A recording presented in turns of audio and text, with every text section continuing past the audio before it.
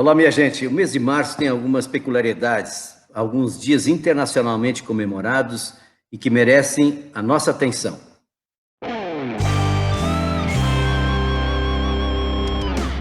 Historicamente, o mês de março, ele já começa na primeira semana apontando para o Dia Internacional da Mulher, que se transformou, na verdade, numa série de eventos, de atividades e, evidente, também de reconhecimento a lutas conclusas e a lutas inconclusas do movimento de mulheres no mundo inteiro.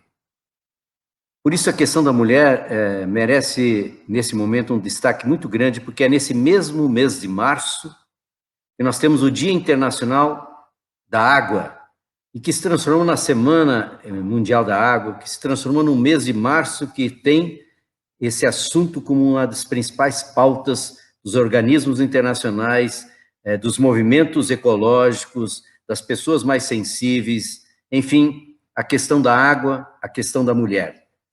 E que, na verdade, eles estão muito associadas, porque a questão da água está tomando uma dimensão tão grande que, infelizmente, uma grande parte dos nossos governos continuam, de maneira muito atrasada, tratar não como uma essencialidade do ser humano, e continuam maltratando, portanto, através de atitudes, a própria concepção muito avançada de que a água é algo sagrado, não é uma mercadoria que se compra, que se vende.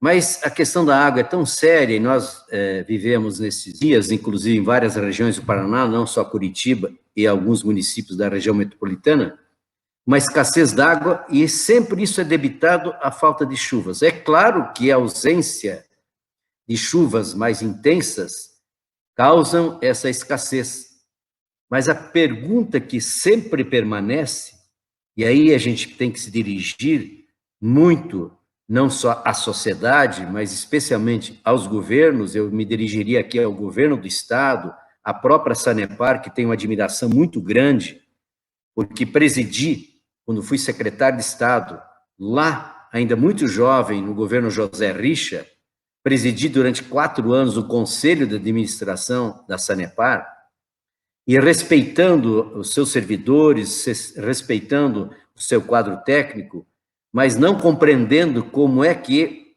nós não conseguimos, nesses últimos tempos, ter o espírito paranista dentro da própria Sanepar, como dentro de outras estatais. A gente sabe que muitos estão interessados em simplesmente privatizar tudo.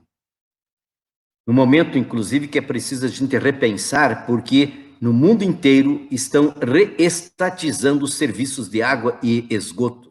São centenas e centenas de contratos que foram ou extintos, ou foram, na verdade, terminaram os contratos, não foram renovados. Por essas e outras razões, é preciso a gente colocar o serviço de água e esgoto como realmente o serviço público, de saúde pública, de cultura da água, o que se faz com a água, o que se faz para a água. É preciso que a Sanepar tenha um banho de paranismo. Por exemplo, a gente sabe que até agora o governo do Estado, o governo do Paraná e a própria Sanepar e tantas outras forças ignoram a necessidade de a gente ter uma política estadual de uso e reuso da água, sabendo que apenas 30% de toda a água que nós bebemos, vamos arredondar, 40% de toda a água que nós consumimos precisa de ser de uso nobre. Portanto, ela tem que ser potável, porque ela é para o alimento, ela é para a higiene pessoal, é para beber, para matar a sede. Pois bem, se 40% da água que nós utilizamos tem que ser potável, nobre, por que não?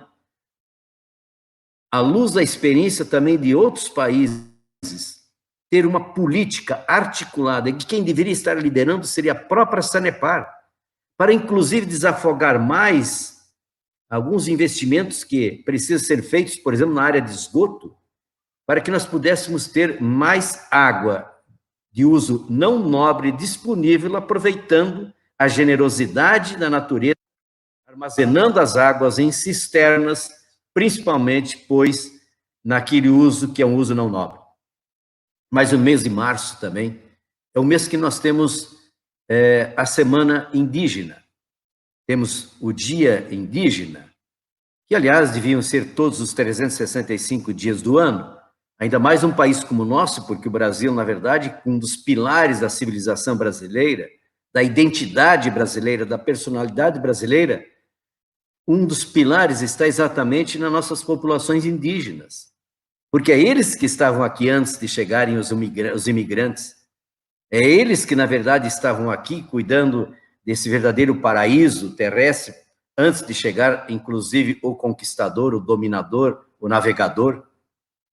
Mas porque no momento que nós estamos passando de uma grave e dramática situação de saúde pública, com a presença desse vírus que ainda não tem como tratá-lo, portanto, nós temos que evitar a intensidade que vem a ocorrer no mesmo momento, por isso o isolamento, por isso várias outras práticas e políticas que precisam ter continuidade. Pois eu fico agora pensando e chamando à reflexão, você que está nos assistindo, o que aconteceu, por exemplo, quando chegaram aqui os colonizadores, quando chegaram aqui o que alguns chamam de descobridores? O que aconteceu quando praticamente em muitos países 80% das populações indígenas simplesmente desapareceram? Por quê? Porque foram contaminadas pelo colonizador que trouxe na sua bagagem de dominação, de conquista, por exemplo, a varíola, que os indígenas não conheciam, sífilis, que os indígenas não conheciam, uma simples gripe que, na verdade, matou milhares e milhares e milhares de famílias indígenas, porque eles não conheciam isso, não tinham anticorpos, e, evidentemente, também, eles não tinham vacinas, não tinham nenhum acesso à possibilidade de tratamento destas doenças, enfermidades que vieram.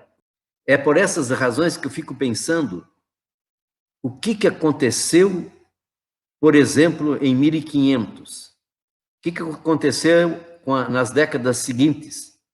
O que de maneira tão brilhante Darcy Ribeiro nos recomendava e mostrava sobre como é que nós fizemos esse processo de extermínio indígena. Que nos últimos tempos há ainda uma tênue recuperação das populações indígenas. Eu vivi essa experiência num programa que criamos com o Tião da Água Boa, em 29 municípios, em que não aconteceu mais nenhuma mortalidade infantil. Nós tivemos, portanto, uma expectativa de vida que cresceu, de dizer, portanto, o que significou a melhoria da qualidade de vida e o respeito do ser indígena. Ninguém vai trabalhar com povos indígenas sem reconhecer o jeito de ser indígena, porque senão vai aviltar, vai denegrir, vai, acima de tudo, extrapolar o relacionamento. Pois bem, volto para dizer que quando a gente está numa pandemia como esta, me vem à tona que isso aconteceu com milhares e milhões de indígenas nos países, então, recém-descobertos, colonizados. É triste a gente ter que voltar a esta memória, mas isso significa também a gente compreender e trazer para a reflexão quanto nós temos que melhorar a nossa consciência humanitária, o espírito crítico, sim, de compreensão do que foi feito nesse mundo com o afrodescendente, com o indígena, com o quilombola, e há tantos que de maneira segregacionista, de maneira absolutamente condenável, vem até hoje desprezando, com preconceito, com agressões a essas populações que foram aviltadas de todas as formas, inclusive com o trazer de bactérias e vírus que não eram da nossa realidade, da realidade então. Mas esse mesmo mês de março, também tem no dia 22, o Dia Internacional da Mãe Terra. E é preciso a gente fazer uma conexão, portanto, com o Dia da Mulher, com o Dia da Água, com a questão indígena e o Dia Indígena, e, evidentemente, com esta conquista que Durante algum tempo, de maneira quase que burocrática, nós tínhamos a ONU comemorando como o Dia Internacional da Terra. Pois bem, graças a uma ação que nós tivemos de muita sensibilidade, da busca de mudança de paradigma, que é o que vai estar muito em jogo no atual para o pós-coronavírus. Que tipo de mundo nós queremos? Alguém está, nesse momento, indagando que caminhos precisamos seguir? Que caminhos nós vamos seguir? Nós vamos, se ultrapassarmos, tomara, num curto prazo, essa tragédia desse coronavírus, eu poderia perguntar se nós vamos, então, voltar àquilo que diziam normalidade? Ou será que foi aquela anormalidade de então que ajudou, inclusive, a expandir novas enfermidades, como inclusive esta que estamos tragicamente vivendo? Não é possível voltar ao que era, não voltaremos ao que era antes. Mas se a pergunta é esta, que caminho nós precisamos seguir para sair dessa situação? E, portanto, em saindo, como é que será o pós-coronavírus? A grande resposta começa dizendo o seguinte: depende para onde nós pretendemos ir. Se nós queremos voltar às mesmas práticas, às mesmas maneiras agressivas contra a natureza, não compreendendo que nós somos apenas fios de uma teia da vida. Outro fio é a mulher, outro fio é a água, outro fio é o alimento, que tem que ser saudável, porque ninguém inventou melhor medicamento do que a boa alimentação. Outro dia, outro fio da história é o ar que respiramos, e hoje nós estamos gastando no Brasil R$15 por segundo para tratar das doenças do aparelho respiratório e circulatório. O que significa o mundo do agrotóxico, do veneno nosso de cada dia? Portanto, essas conexões mostram o seguinte: a resposta começa quando a gente define ou decide onde pretendemos ir.